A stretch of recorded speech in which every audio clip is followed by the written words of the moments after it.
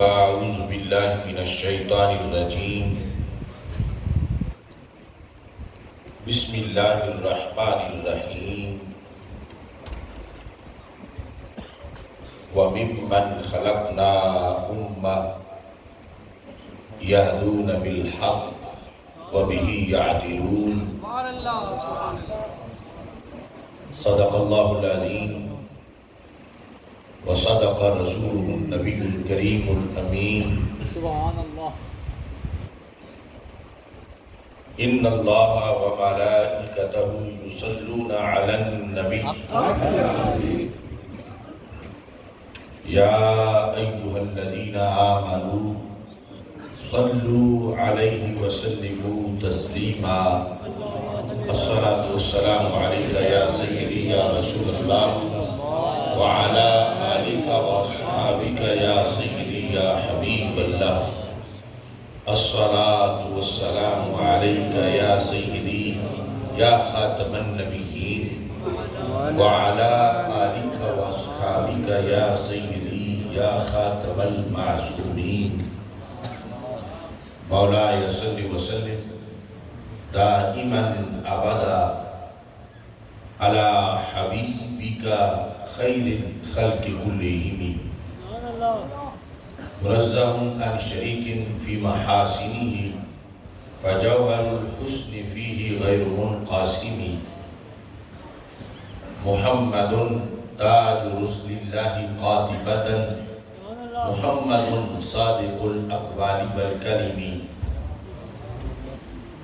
محمد ذكره روح لأنفسنا محمد شكره فرد على الأمم. ربي صل وسلم دائما أبدا على حبيبك خير الخلق كلهم. خدایا بحق بنی فاطمہ کہ بر قول ایماں کنی خاتمہ. اگر دعوتم رد کنی بر قبول منو دستو دامان آل رسول صلی اللہ علیہ وسلم.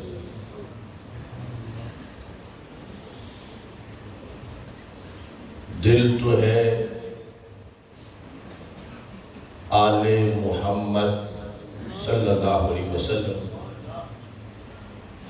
دل تو ہے آل محمد کی محبت کا مقام. دل تو ہے آل محمد کی محبت کا مقام.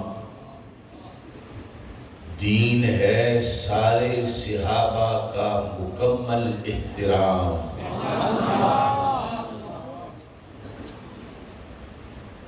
دل تو ہے آل محمد کی محبت کا مقام. دین ہے سارے صحابہ کا مکمل احترام. رافضیت خارجیت ناصبیت ہے حرام. رافضیت خارجیت ناصبیت ہے حرام. اہل سنت ہیں رسول پاک کے سچے غلام.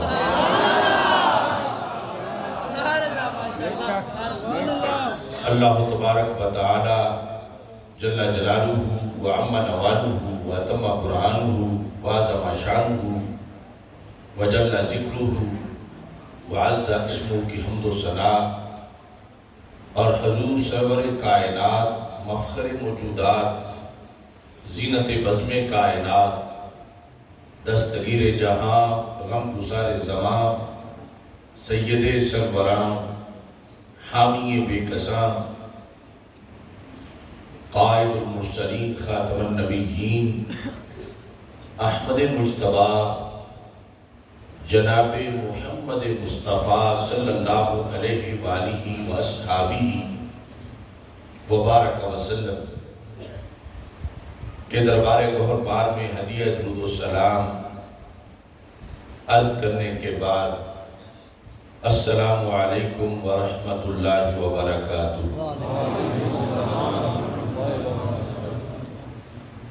رب ذوالجلال کا کروڑوں بار شکر ہے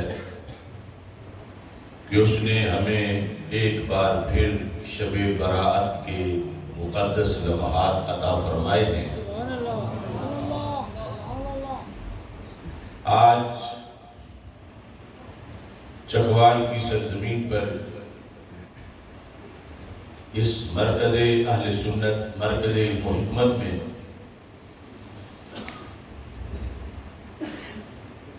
جلسہ دستار فضیلت کے موقع پر اور نہایت ہی مقدس اور متبرک رات میں عظیم الشان سنی کانفرنس کا انعقاد کیا جا رہا ہے۔ فخر السادات پیر طریقت رہبر شریعت حضرت پیر سید محمد لقمان شاہ صاحب حافظ اللہ تعالی آپ کی سرپرستی میں یہ عظیم الشان اجتماع انعقاد پذیر ہے۔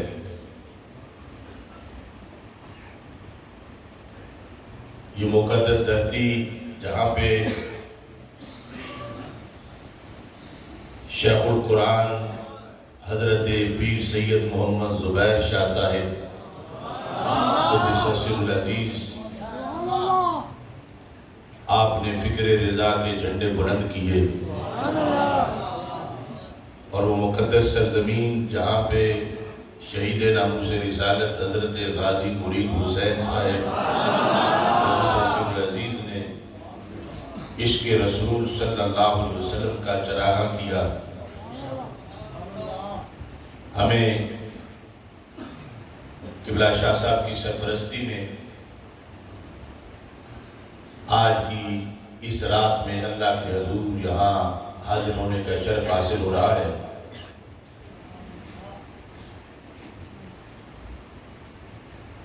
رات تو جہاں بھی اہل اسلام کو یہ میسر ہے، بڑی خوش قسمتی کی بات ہے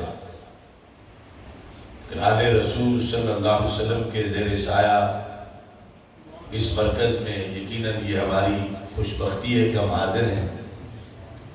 قبلہ شاہ صاحب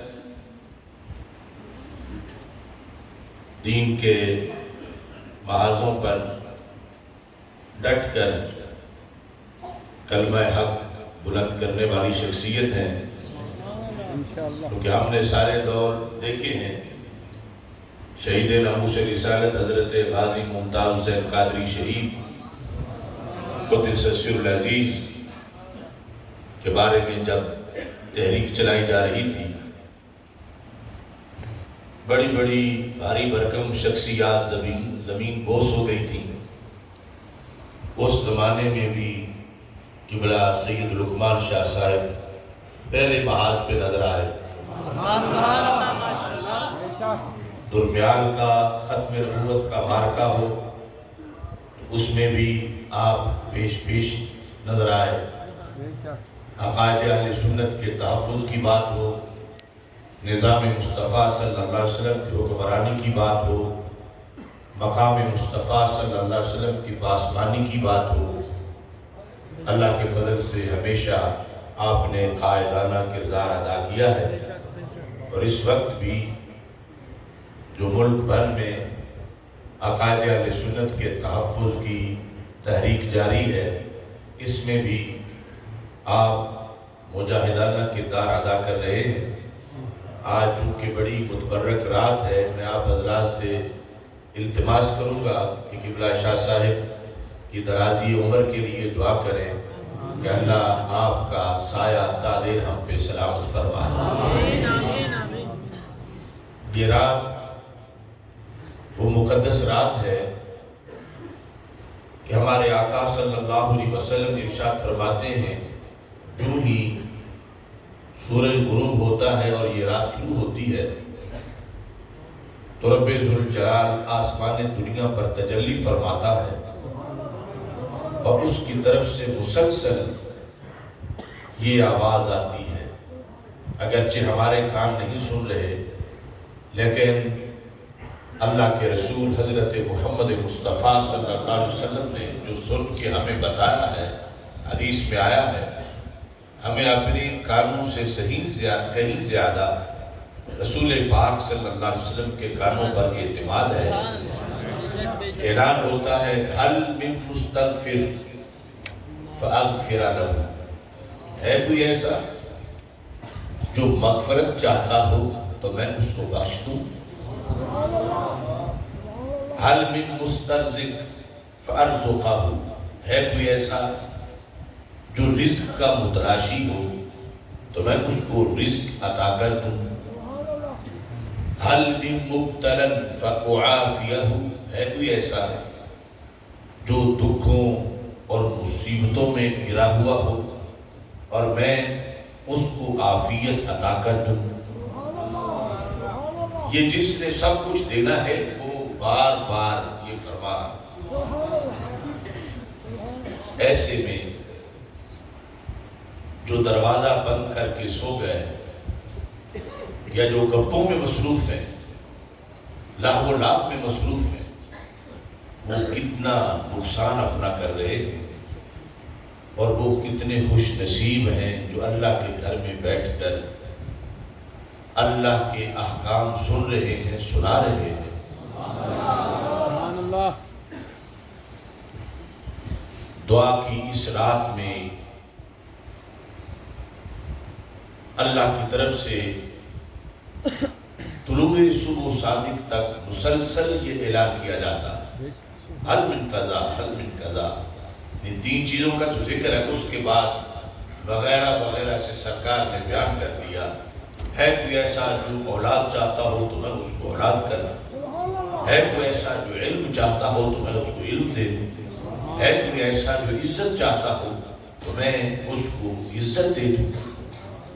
اس بنیاد پر جاگ کے بیٹھنا ہے اور چند دعائیہ کلمات میرے ساتھ مل کے پڑھ لیں، اور اس میں بعد میں بھی چونکہ پروگرام قبلہ شاہ صاحب کی صدارت میں جاری رہے گا دعا کا بھی، تو جب یہ اعلان ہو رہا ہے حل من مستغفر فاغفر لہ، ہے کوئی ایسا جو استغفار کرے، طلب مغفرت کرے اور میں اس کو بخش دوں؟ تو آؤ ہم سارے اللہ سے بخشش کی بھیک مانگتے ہیں ان لفظوں سے، استغفر اللہ، استغفر اللہ، استغفر اللہ، استغفر اللہ، استغفر اللہ۔ وہ کہتا ہے کوئی ایسا جو مسترزق ہو، رزق چاہتا ہو تو میں اس کو رزق دے دوں؟ تو ہم سب ہی اس کے در کے محتاج ہیں اور اس سے رزق کی فراخی چاہتے ہیں، تو آؤ مل کے دعا کریں، اللہم ارزقنا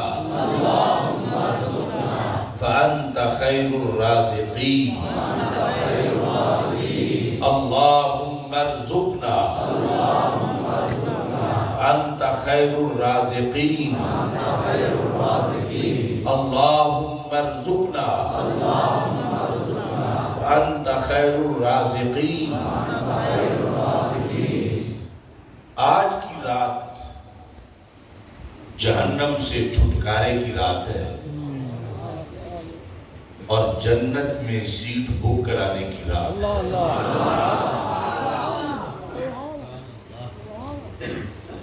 عمومی طور پر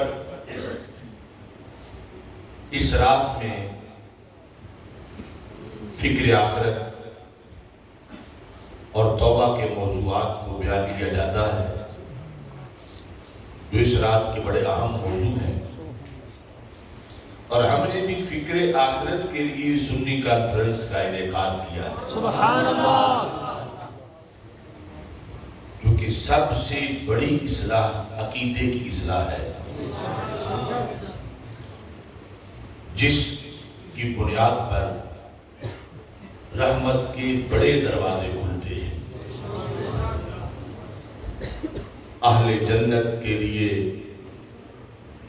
جنت میں داخلے کا اس امت کے لحاظ سے جو پیپر ہے عقائد کا، وہ صرف عقیدہ اہل سنت سے ہی پاس کیا جا سکتا ہے۔ سبحان اللہ، سبحان اللہ۔ اور عقیدے کے پاس ہو جانے کے بعد پھر نماز، روزہ، حج، زکوٰۃ ساری چیزوں کا حساب ہمیشہ عقیدے کی حفاظت کا فریضہ سر انجام دینا ہے، اور اپنا اور اوروں کا یہ دھیان رکھنا ہے کہ کہیں کسی طرح کی بد اعتقادی بھی نظریات میں نہ آئے۔ ہم وہ خوش نصیب ہیں کہ جنہوں نے گھڑے ہوئے عقائد قبول نہیں کیے بلکہ قرآن و سنت سے بڑے ہوئے عقائد قبول کیے۔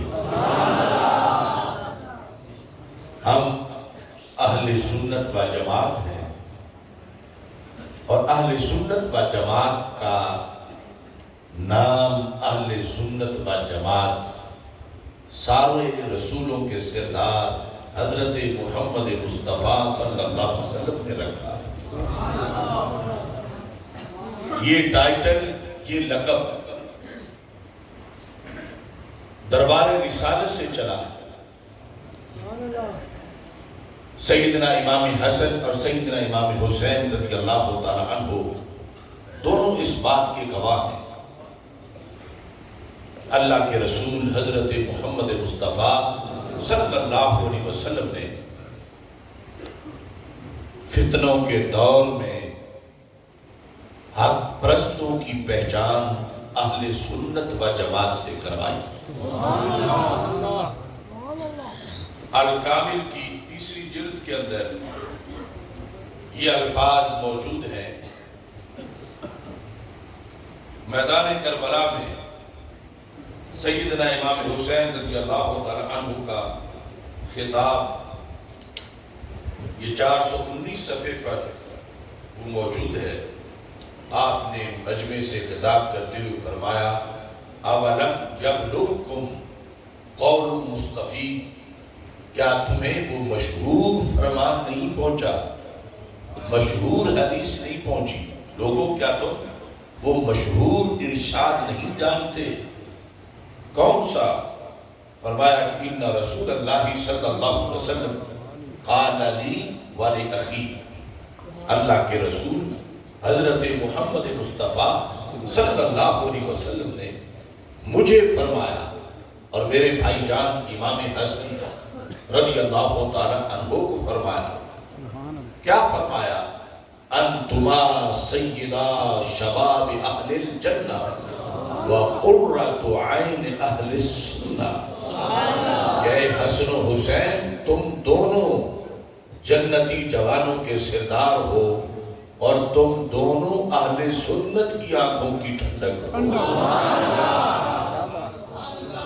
اس حدیث شریف سے یہ پتہ چلا کہ اہل سنت کا مقدس ٹائٹل، یہ لقب بعد میں نہیں گھڑا گیا۔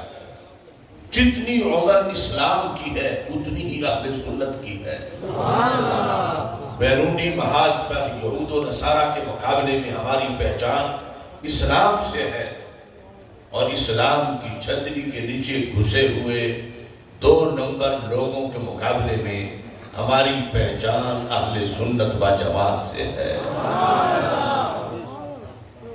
زبان رسالت صلی اللہ علیہ وسلم سے جو لقب صادر ہوا، یہ ہماری تحریک ہے کہ گلی گلی محلے محلے ہر طرف اس ٹائٹل کا چرچا ہو، اس کو اجاگر کیا جائے، اس کی شرائط کا تذکرہ ہو۔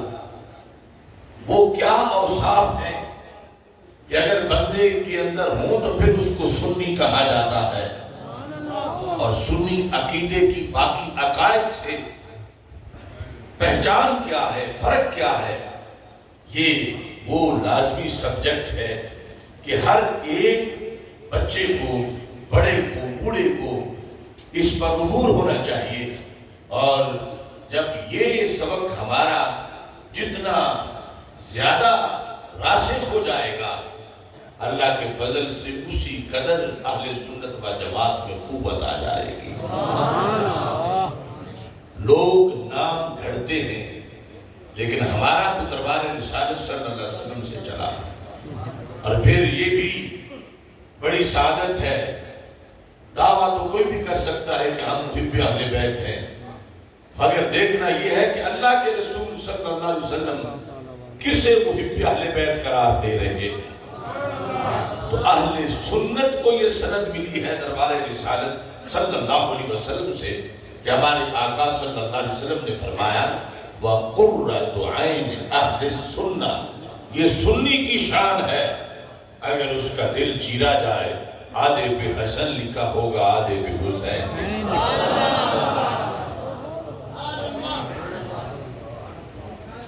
جنت کے حصول کے لیے یہ عقیدہ لازم ہے، اور میدان معاشر کے جتنے ضابطے ہیں اس عقیدے کے مطابق وہاں انسان پاس ہو سکتا ہے۔ مواہب کے اندر یہ الفاظ موجود ہیں۔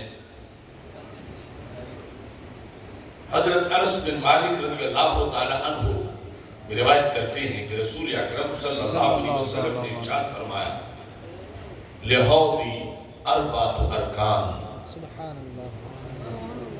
حصول جنت کی رات اور جہنم سے چھٹکارے کی بات ہے، اور مسلک اہل سنت کے ذریعے ہی یہ سب کچھ حاصل ہو سکتا ہے۔ سبحان اللہ، سبحان اللہ۔ رسول پاک صلی اللہ علیہ وسلم ارشاد فرماتے ہیں لِحَوْضِي أَرْبَعَةُ أَرْكَانٍ، میرے حوض کے 4 کونے ہیں، میرے حوض کے۔ سب سے پہلے تو یہ بات بھی بڑی قابل غور ہے کہ جو ایسی شریعت رکھتے ہیں کہ اللہ کے سوا کسی کی طرف کوئی چیز منسوب ہو تو وہ کہتے ہیں کھانے پینے کی قابل نہیں رہی، تو جنت میں جو حوض کوثر ہے وہ تو سرکار کے نام پر ہے۔ لِحَوْضِي، سرکار کہتا ہے میرے حوض، یعنی یہ حوضی وہ نہیں جو ہمارے پنجابی کی حوضی ہوتی ہے، یہاں متکلم کی ہے۔ لِحَوْضِي، سرکار فرماتے ہیں میرے حوض کے 4 رکن ہیں۔ الاول بید ابی بکر الصدیق، پہلا کونا حضرت صدیق اکبر رضی اللہ تعالیٰ کے کنٹرول میں ہے، پہلے خلیفہ کے کنٹرول میں پہلا کونا۔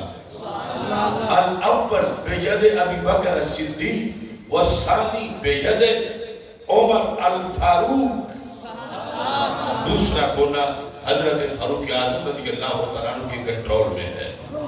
والثالث بید عثمان ذی النورین، تیسرا کونا حضرت عثمان غنی ذی النورین رضی اللہ تعالیٰ عنہ کے کنٹرول میں ہے۔ والرابع بید علی بن ابی طالب رضی اللہ تعالیٰ عنہ، چوتھا کونا حضرت مولا علی بن ابی طالب رضی اللہ تعالیٰ عنہ کے کنٹرول میں ہے۔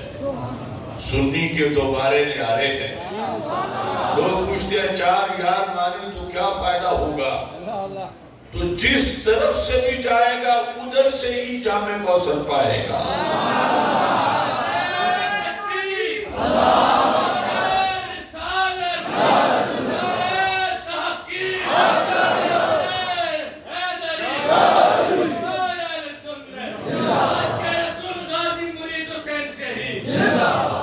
یاد رکھیں یہ جو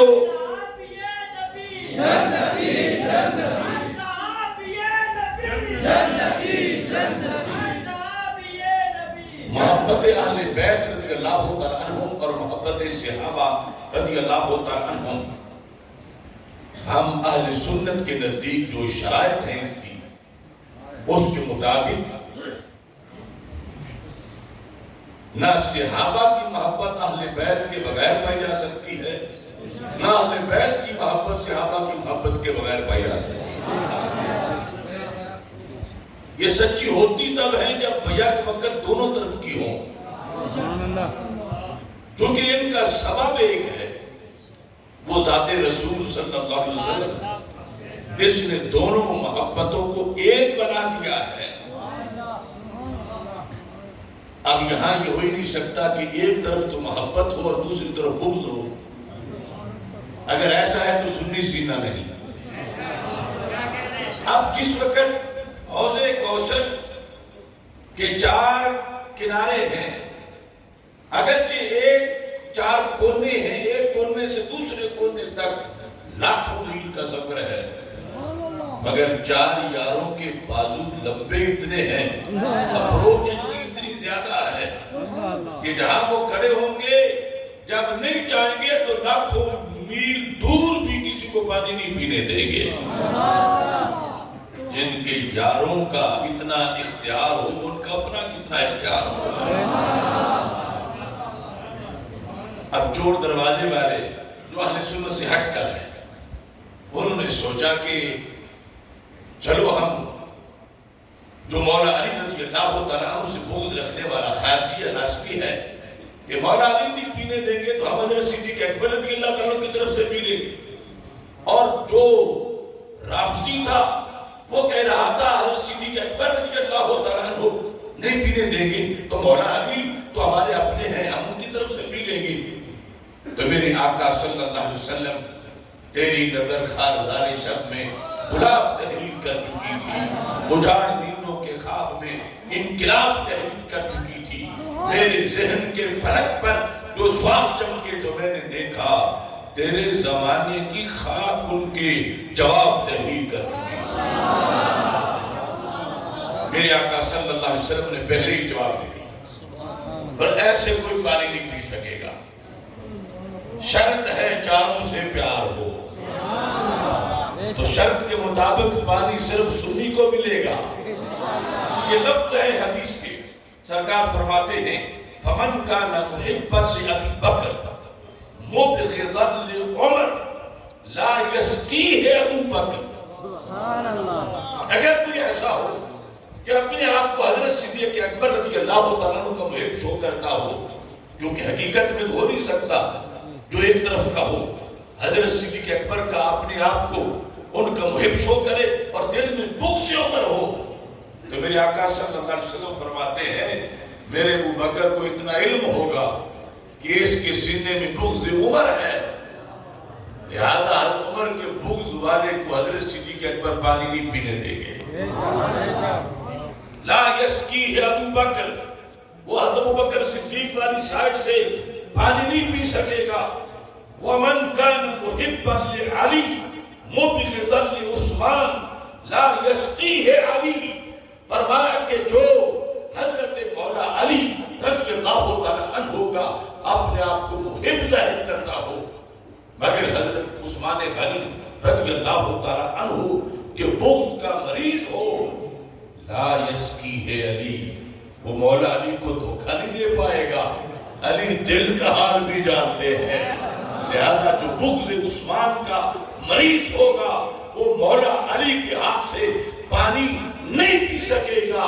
چاروں طرف جن کے لیے کوثر کے جام ہوں گے وہی ہے آج جس کے ہاتھ میں مسلک اہل سنت کا جھنڈا موجود ہے۔ اس بنیاد پر اہل سنت و جماعت شروع سے ان 4 یاروں کی اس ترتیب پر جو ترتیب خلافت ہے، اسی ترتیب افضلیت پر سب کو مانتے ہیں، پیار کرتے ہیں اور تھوڑا سا بھی فرق نہیں آنے دیتے۔ آج تو لوگ بڑے بڑے گھپلے کر کے پھر کہتے ہیں کہ اتنے سے بندہ شیعہ ہو جاتا ہے، کہ اتنے سے سنی سے نکل جاتا ہے۔ ارے ہم تو چھوٹے چھوٹے لوگ ہیں، لیکن یہ بڑوں کا فیصلہ دیکھیے۔ یہ تاریخ یحییٰ بن معین میں جلد نمبر 1 ہے، یہاں یہ لفظ موجود ہے۔ امام یحییٰ بن معین جو امام احمد بن حنبل کے ہم پلہ ہیں اور ان کے ہم اثر ہیں، راوی کہتے ہیں میں نے امام احمد بن حنبل سے یحییٰ بن معین سے یہ پوچھا من قال ابو بکر و عمر و عثمان و علی، جس نے اس ترتیب سے نام لیے، ایک تو نا وزن شیر جس طرح قصیدہ بردہ میں، وہ تو علیحدہ بات، ویسے تذکرہ کرتے ہوئے جس نے اس ترتیب سے نام لیے وہ کون ہے؟ ومن قال ابو بکر و عمر و علی و عثمان، جو اس ترتیب سے نام لے، مولا حضرت عثمان غنی کو چوتھے نمبر پر لے جا، وہ کون ہے؟ تو امام یحییٰ بن معین نے کہا من قال ابو بکر و عمر و عثمان و علی فہو مصیب، جس نے اس ترتیب سے نام لیے وہ تو درست ہے۔ ومن قال ابو بکر و عمر و علی و عثمان فہو شیعی، جو تیسرے نمبر پہ مولا علی کا ذکر کر رہا ہے چوتھے کی وجہ، اور حضرت عثمان غنی کا چوتھے پہ ذکر کر رہا ہے، کہتے ہیں فہو شیعی۔ آج اہل سنت میں ایسے لوگ گھسے ہوئے ہیں کہ جو حضرت صدیق اکبر رضی اللہ تعالیٰ عنہ کی جگہ مولا علی کو لا رہے ہیں، اور امام یحییٰ بن معین نے تو کہا کہ وہ اگر تیسرے نمبر پر بھی مولا علی رضی اللہ تعالیٰ عنہ کا تذکرہ کرے گا اور چوتھے پر جا کر حضرت عثمان غنی رضی اللہ تعالیٰ عنہ کا ذکر کرے گا فہو شیعی، تو اس بنیاد پر اس مسئلے کی جو حساسیت ہے اسے پیش نظر رکھتے ہوئے یہاں ائمہ نے ہمیشہ اس چیز کا تذکرہ کیا۔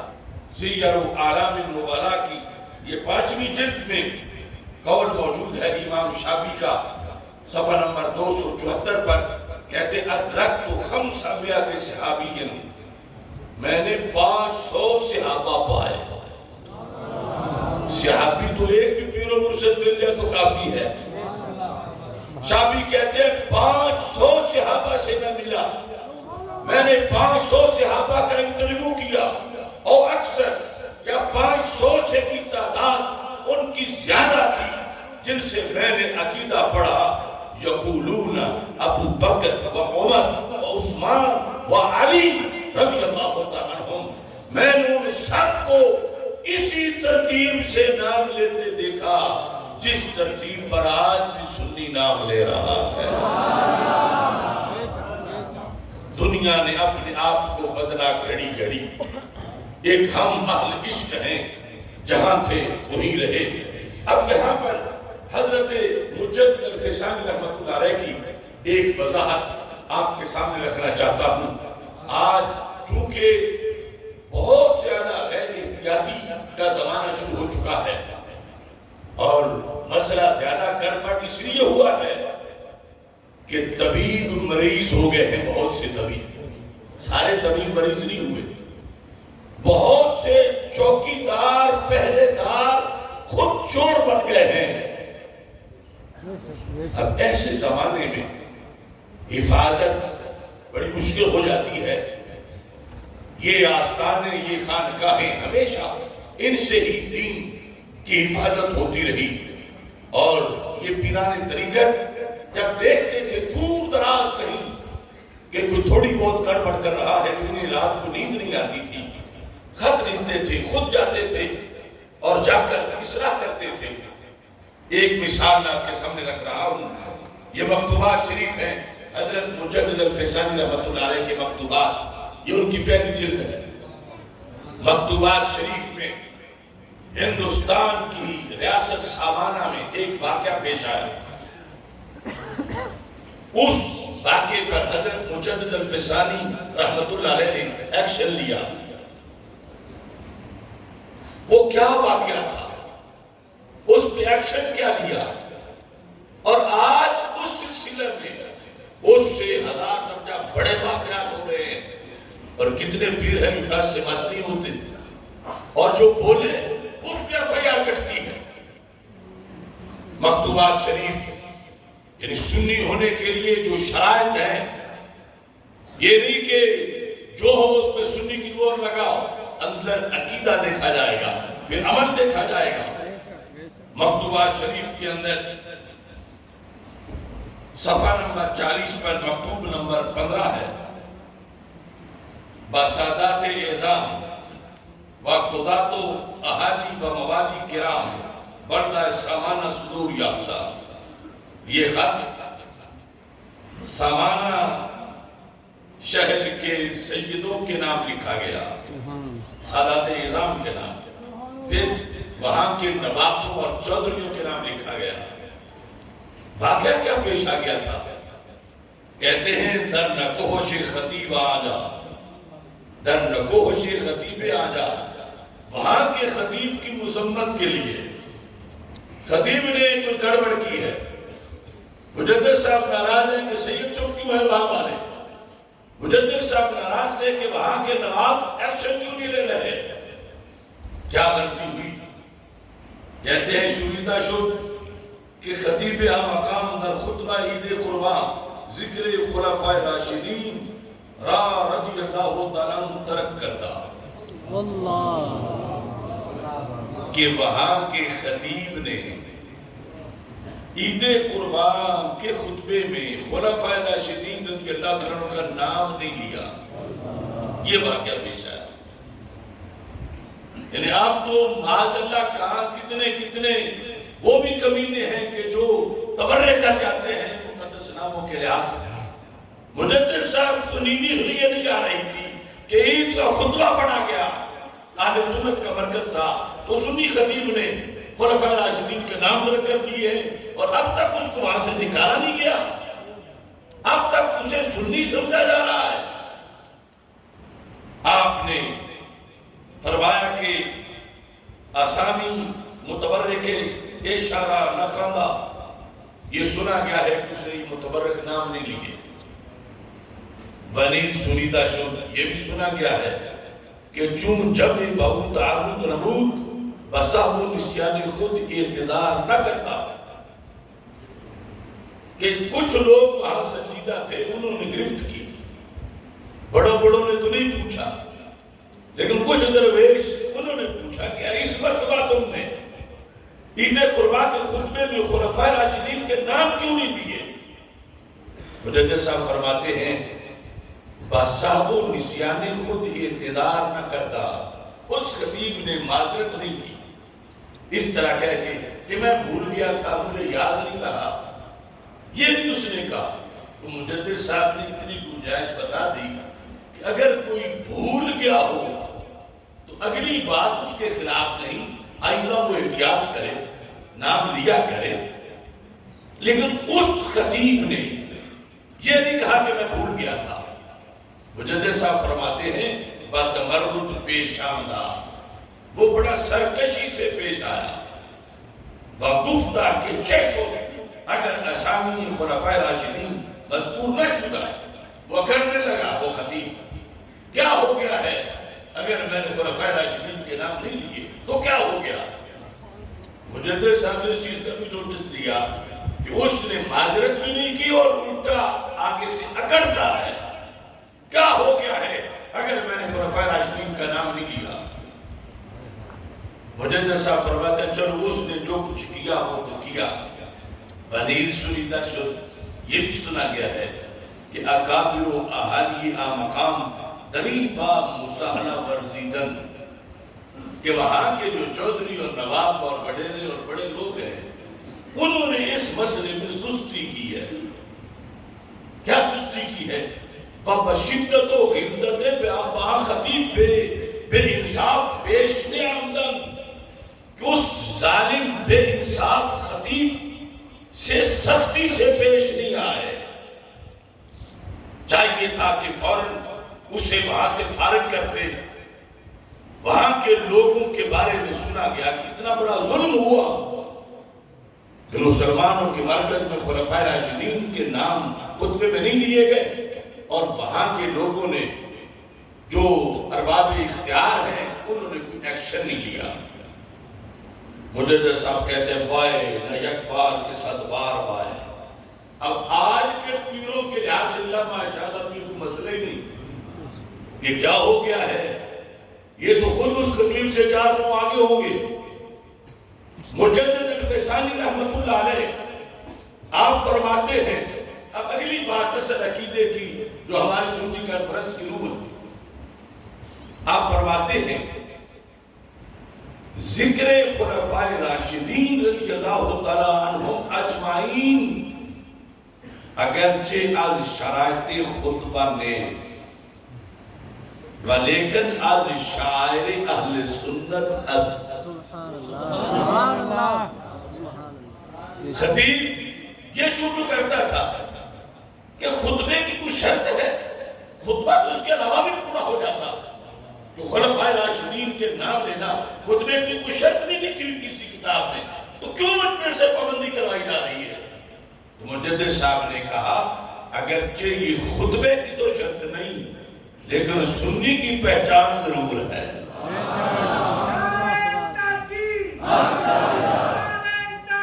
ولیکن از شاعر اہل سنت از، یہ خطبے کی شرائط سے نہیں مگر سنی کے شاعر سے ہے. آج سے صدیوں پہلے حضرت مجدد الفسانی رحمت اللہ علیہ اور دیگر اکابر نے یہ سمجھایا کہ کبھی بھی اپنی کسی نشانی سے دستبردار مت ہونا اور اس کو مت ترک کرنا.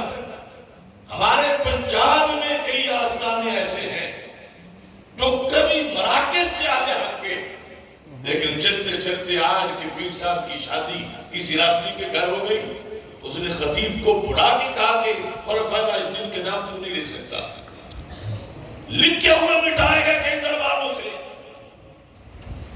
اہل سنت کے اندر یعنی اس حد تک یہ بگاڑ مسلسل بڑھتا جا رہا ہے. نہ سمجھو گے تو مٹ جاؤ گے اے سنی مسلمانوں، تمہاری داستان تک بھی نہ ہوگی داستانوں میں. ابھی وقت ہے ایسے لوگوں کا محاسبہ کیا جائے اور یہ اپنے جو شاعر ہیں ان کی ہر جگہ پابندی کروائی جائے اور جو اس سلسلہ کے اندر سہولت کار بن رہے ہیں غیروں کے، ان کا مکمل طور پر مواخذہ کیا جائے. اب مجدد صاحب اس پر لکھتے ہیں کہ ترک نہ کنت آرا بعمد و تمرد مگر کسے کے دلش مریض و باطنش خبیث. رات بھول کے تو اس نے چھوڑا نہیں، جان بوجھ کے چھوڑا ہے خطیب. وہ نہیں کہتا کہ میں بھولا ہوں. اور فرمایا جو خلفاء راشدین کے نام جان بوجھ کے چھوڑتا ہے وہ کون ہے؟ کہتے ہیں دلش مریض و باطنش خبیث. اس کا دل مریض ہے اور اس کا باطن خبیث ہے. لوگ کہتے ہیں کہ یہ فکر رضا میں بڑا تشدد ہے. ارے حقیقت ہے فکر رضا میں، اور فکر رضا دیکھو تو فکر مجدد الفسانی دیکھو. اس بات پر اس نے خلفاء راشدین کے نام چھوڑے جان بوجھ کے. مجدد صاحب سے خبیث کا دلش مریض و باطنش خبیث. اس کا دل مریض ہے اور اس کا باطن خبیث ہے. آج کئی ایسے شعبے بن گئے ہیں اہل سنت میں جہاں باقاعدہ ان کے گویے آپس کے مشترکہ ہیں روافض کے ساتھ. ان کے سٹیج سیکٹری ایک ہیں، ان کے آپس میں خطیب ایک دوسرے کے آتے جاتے ہیں. وہ باقاعدہ کمپین کے تحت سنی خطیبوں کو جا کر گمراہ کرنے کی کوشش کرتے ہیں. کیا ہوگا کہ اس بار ایسا کر لو ایسا کر لو. مجدد صاحب کہتے ہیں یہ ترک کرنا اپنے شاعر کو دلش مریض و باطنش خبیث. اس کا دل مریض ہے اور اس کا باطن خبیث ہے. پھر فرماتے ہیں اگر فرض کنے کہ با تعصب و اناد ترک نہ کرتا باشد. ہر جہل پر بات کی. فرما مجدد صاحب کہتے اگر کوئی یہ کہے کہ جان بوجھ کے تو اس نے چھوڑا تھا مگر اسے ان ناموں سے کوئی اناد نہیں ہے یہ نام نہیں لیے، مگر اسے ان ناموں سے کوئی ضد نہیں تھی تو آپ اسے چھوڑ دو۔ مجدد صاحب فرماتے ہیں من تشبہ بقوم فہو منہم را 6 جواب خراد گفت، اگر اس نے اناد نہ بھی ہو، چھوڑا جان بوجھ کے ہے، فرما مجھے اس حدیث کا جواب دو پھر، من تشبہ بقوم فہو منہم، کہ جو کسی قوم سے مشابہت اختیار کرتا ہے انہی سے ہوتا ہے۔ تو جو لوگ خلفائے راشدین کا نام خطبوں میں نہیں لیتے، اس نے نام نہ لے کر ان سے اپنی مشابہت بنا لی ہے اہل سنت کے مرکز میں، مگر مشابہت کالوں سے رکھتا ہے۔ مجدد صاحب کہنے لگے پھر بھی اس کو معافی نہیں دوں گا، اس واسطے